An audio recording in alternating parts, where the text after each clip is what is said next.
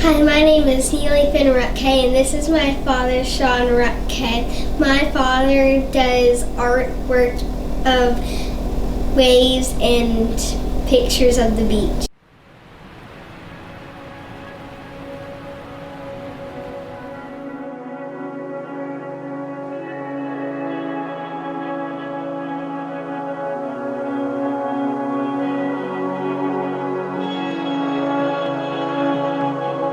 I could speak about it, but I find that taking pictures of it in my own style, I suppose, translates best.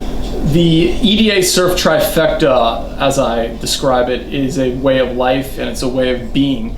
And I believe it is a way to become a better person and make yourself the best you can be. And it's very simple, and it involves engaging water. So you engage water in three manners. You look at water, first of all, and when you look at water, you look at water from a very interested perspective. You might say to yourself, I've never seen water before, but what is this? And you do this daily so that every day the water appears to you somewhat differently. Now what this does is brings you to a higher appreciation of water. The next is the drinking of water, and that's consuming it into your system, feeling how it nourishes your body and brings you to a higher state of mind. And then the third would be being in water, and that is taking yourself physically into water, whether it be a pool if that's available, the ocean to those who are lucky enough to have access to ocean or a clean ocean is ideal.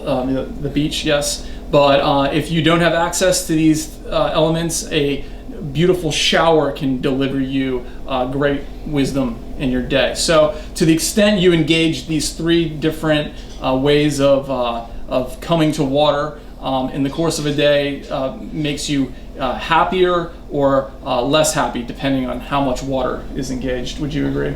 Yes. I've always been extremely true to myself. So if there was one thing that I said in the beginning, would be that I would not compromise my life for anything that I didn't believe in. So this I believe in most, and I would say if I could get into the time machine and go back and meet my former self, I would say don't change a thing, keep it up. So we all have an origin story, and I didn't grow up the beach. I'm not from the beach, but beach culture came to me.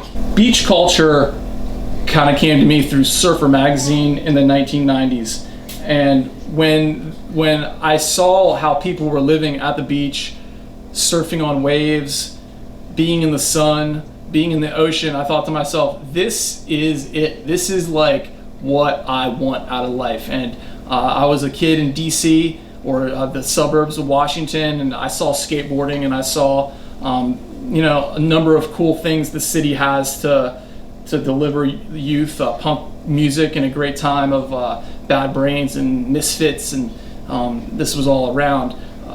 But the ocean was missing.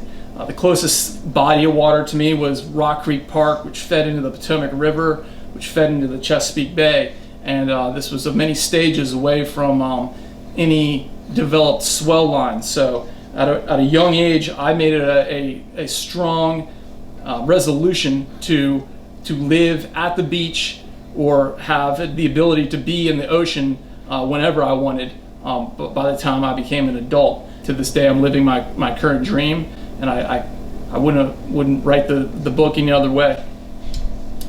The stumbling blocks along the way, however, are always present in all lives, but in my particular situation, my stumbling block was my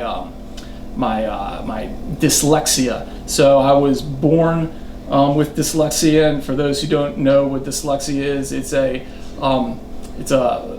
inability to digest language effectively. So that language might be words and letters or math. Math and reading and writing have always been for me, classic school, as it's known in the world of reading, math, all the things that in elementary school determine to the teacher if the child has issues or is strong in the schoolhouse. All signs pointed to me of being very weak. So I was from a young age labeled learning disabled in the early 1990s, and at the time I was confused. I had very high ideas. I understood a lot about geopolitics. I followed geopolitics. I'm an elementary school child, but reading and writing were extreme problems. But luckily I did grow up in DC, which was very progressive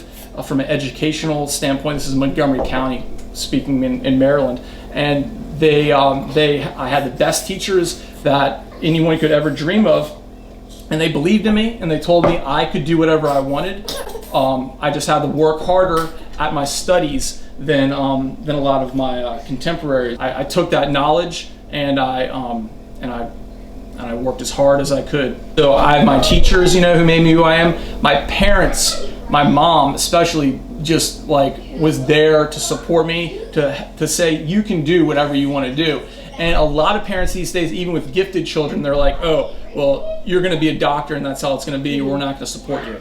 And I think unconditional support to children, to whatever it is their passions are, is a key way and a key takeaway to what I want my ultimate message to be. Aside from my trifecta day-to-day life approach to water, it's like believe in yourself and believe in your children to believe in themselves, because they're not going to believe in themselves if you don't believe in them. This is the workspace. So the process starts with the passion of knowing that the ocean is the most powerful visual, physical thing on the planet, and then engaging it. So we'll go surfing first, we'll go swimming first, we'll get inspired, and then we take our camera element, depending upon what kind of aesthetic feel we want to go for. We might shoot the ocean with a flash. That's my current most favorite thing to do, just because of how the light refracts with what's going on with early morning sunrises. So that's pretty cool at the moment. And different lenses. This is a great lens for being in the channel at Sunset or Pipe or anywhere where there's a solid channel to shoot from. And so you got to capture the aesthetics of the ocean in the ocean. Doing so with these different tools. They're like modern day paintbrushes. Your goal in the moment is to shoot as many photos as possible, because really your best photos that are the most artsy, so to speak, are gonna be found in the unintentional category. My favorite work does not come from when I'm looking through the viewfinder. It comes from a random shot that I maybe wasn't even looking behind the back, so to speak, and I popped it off and it came into the machine, and it was discovered later at the post-editing.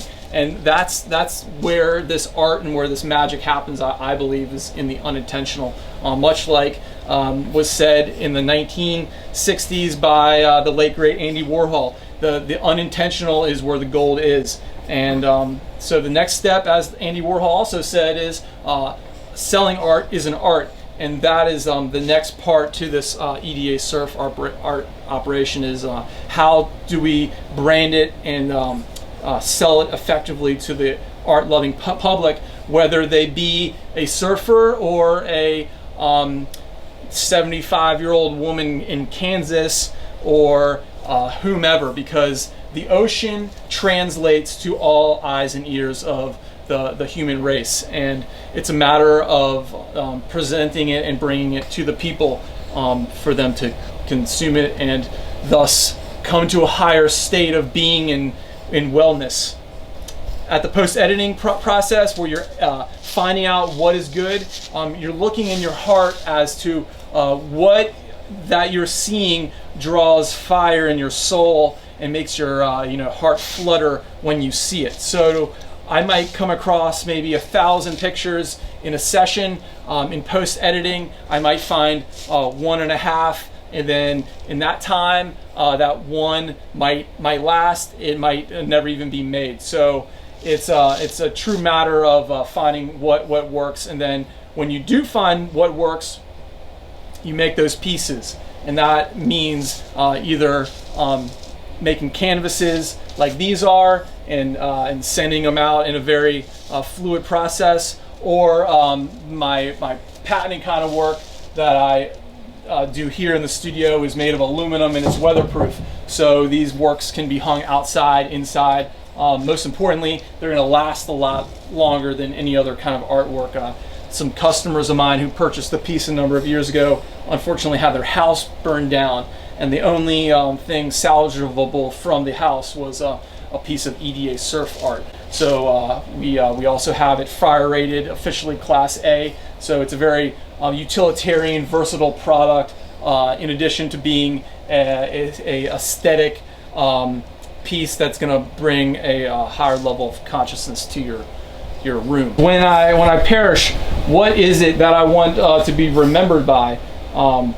And I first would like to be remembered as a good person, someone with integrity, someone who was a man of his word.